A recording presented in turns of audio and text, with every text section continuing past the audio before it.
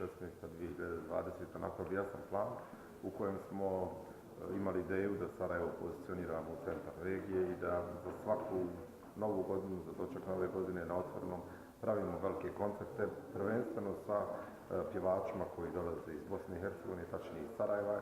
I evo, do sad smo uspjeli, imamo za sebe dvije odlično organizirane nove godine sa Dinom Merlinom, sa Zdravkom Čovićem prošle godine i ove godine nas u novu godinu će nas uvesti jedna također sarajevska zvijezda Harima Tahari i vjerujem da ćemo uspjeti u našim idejama da od Sarajeva napravimo centar regije kakav je to i bio zadnje 2 godine.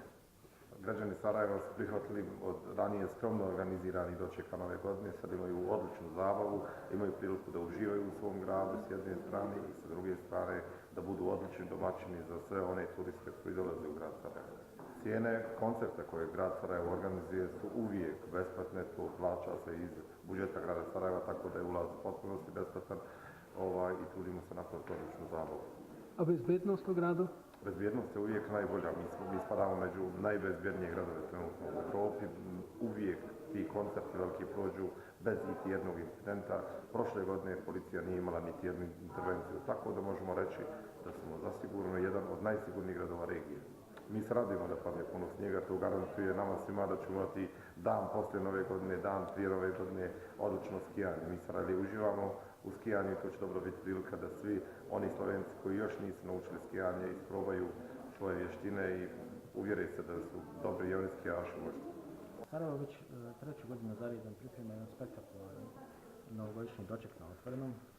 Prije prošle 2 nove godine mi smo imali više od 100.000 posjetilaca za 3 noći, 3 koncerta u samom centru grada. Prije 2 godine imali smo Dinu Merlina na jednom fenomenalnom koncertu na trgu Bosne i Hercegovine. Godinu nakon toga je bio Zdravko Čović, također na trgu Bosne i Hercegovine sa velikim brojem posjetilaca. Ove godine još jedna velika zvijezda, regionalna, Harima Tahari, će pjevati ispred Vječne vatre. To je jedna lokacija, vrlo lijep ambijent u samom centru grada, poznata lokacija ispred Vječne vatre. Dan uoči novogodišnjeg slavlja imat ćemo koncert ozbiljne muzike jednog bosansko-hercegovačkog orkestra Muzikat. To su mladi umjetnici koji sviraju evergreen, poznatu ozbiljnu muziku na otvorenom gdje građani vrlo često zaplešu. I u prvu novogodišnju noć, prvu noć u 2019. godini svirat će Bomba i štampa sa Brankom Družićem.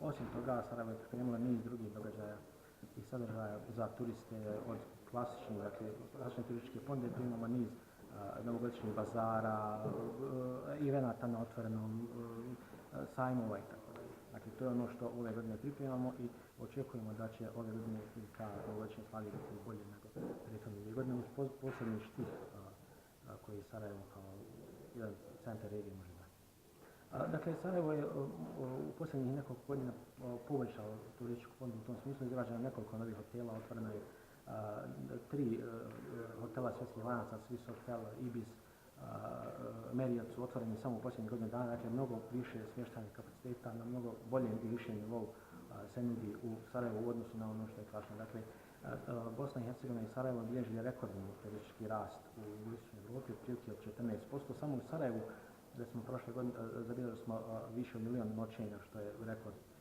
nakon rata u Bosni i Hercegovini. Dakle, imamo jednu veliku turističku ekspanziju. Očito da ljudi, ne samo iz regije, ali posebno iz regije prepoznaju potencijal Sarajeva i dolaze. Za novu godinu već imamo turističke agencije iz Hrvatske i Srbije koje pripremaju aranžmane za dolazak na novu godinu